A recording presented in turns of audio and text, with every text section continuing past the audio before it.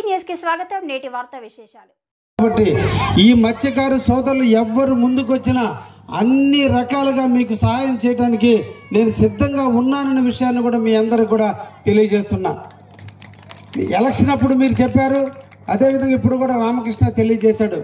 చెప్పలేరు తెగిపోతున్నందువల్ల, చెప్పలేరు కోతకు గురి అవుతున్న కారణాన మీ ఊరు మీదకి చెప్పలేరు దగ్గరగా వస్తుంది. అక్కడ ఏదైనా రిటైనింగ్ వాల్ కానీ లేదా రిబిట్మెంట్ కానీ లేదంటే రాళ్లతో బ్రేక్ వాటర్ కానీ చేస్తే బాగుంటుంది అంటున్నారు.